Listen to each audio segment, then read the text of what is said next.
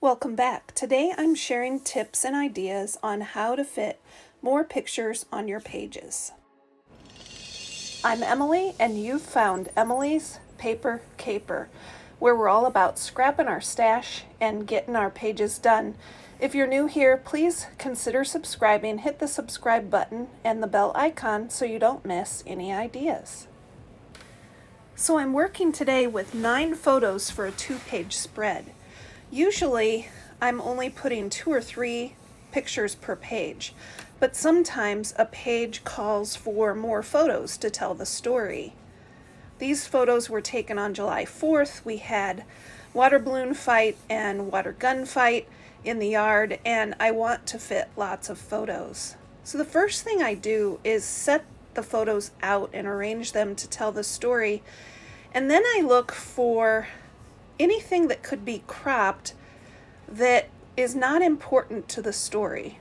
So this first photo can easily be cropped to 4x4, and that gives me a couple extra inches on that background to decorate and tell the story.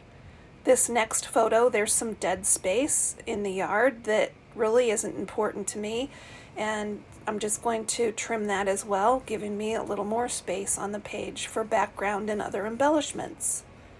Same with this photo. It's a great photo of my husband, but I hardly think I need the empty chair in the yard in that background, so I will just trim that off. And for the 5th photo on the page, I'm not trimming a lot off, but it does save space on the page and allows for a little more area to tell the story with background page and other embellishments. On this right-hand page, I end up leaving 3 of the 4 photos uncropped, but I am cropping one of them to 4x4. Another thing you can do with photos is overlap them a bit. I don't end up doing that, but I'm showing you here that if you've got some space in the photo that's not as important, you can just let your elements on the page overlap a bit. For the page title, I plan to put it in the upper right corner of this photo. I've recently had a lot of fun going through my July 4th stash. I will link to a video showing that up in the card, but I'm pulling here the elements that I want to use on the background of this page. These supplies are pretty old, probably from 2008, but I still like them, and there's no reason not to go ahead and use them. For the page title, I will layer the Summer Days card on top of the card that I punched the circles from to create a coordinated title for the page. I always keep a selection of pattern scissors at my desk, and I find that they are handy this way, and I will use them more often to add some texture to pages. I recently did a video showing a tour of my desktop space, and I will link to that down in the description and in the card. I'm going to mimic water sprays with these border strips for the background. I wanted to use red cardstock, but I didn't have any plain red cardstock, so I found these pattern papers that I really don't like, but I love the red side, so that's a nice thing about double-sided paper. And for the background, I'm going to use this flag paper, but I don't need all of it, so I'll use that center blue strip to mat a couple of the photos. I'm trying to use a box of embellishments this year, and I use those punch-out discs and put brads in the center of them. So I was able to use 6 brads. It always feels good to use those supplies. So I'm just showing how the page title is going to start to look and layer up. And now I need to bring in those background pages and start assembling. I kind of want it to look like a fun, festive layout, so I'll use those flag strips. And then I'm using the border strips to mimic sprays of water in the background and add some motion to the page. I actually took inspiration from a sketch, which I will show you here in a minute, but each month I try to do the sketch challenge on the Let's Get Sketchy blog.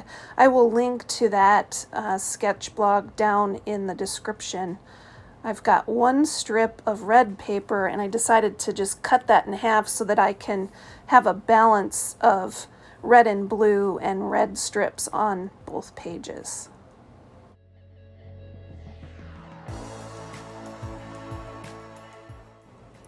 Here's a split screen look at the July sketch from the Let's Get Sketchy blog. The sketch only called for one photo, but I didn't let that stop me from using many more photos.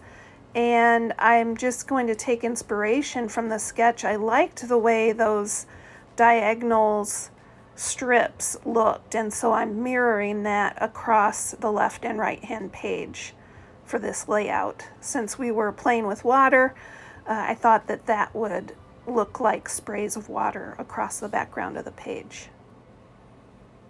I'll do most of the adhering off camera, but I wanted to show you that occasionally I'll use a liquid adhesive on my pages. These strips are especially thin.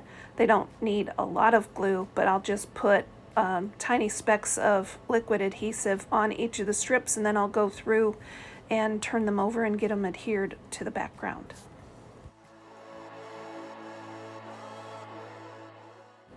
You might notice that those strips fell off the edge of the page. The last thing I'll do is trim that excess off, but next I can start putting the photos onto the page and get those arrangements all fixed up. I've already used some of the blue to mat a couple of the different photos, and I want to make sure that the pictures are kind of in a sequence that's pleasing to the eye and allows enough of the background to show up that it still helps tell the story. This was a lot of fun to bash some older stash, and here comes the page title. It's overlapping with a couple of those photos, and I do think it really helps pages if some of your elements touch. And now I'm placing those discs with the brads inside. I also got into my stash and pulled some water droplets and also some photo corners that I will take from my embellishment box. I'm trying to use that box up this year, and so any opportunity to use a photo corner from this box, I like to do that. I think it really helps finish a page to have a few photo corners. Here are some looks at the completed layout. As you can see, I added those water droplets to kind of follow the sprays of water in the photos. In some cases, I even put the water droplets on top of the photos. I think it helps tell the story and makes a fun and whimsical effect on the page. I used a date stamp under the title towards the lower right corner of the page. July 4th, 2020. Thanks for watching, everybody. Until next time, keep on scrapping that stash.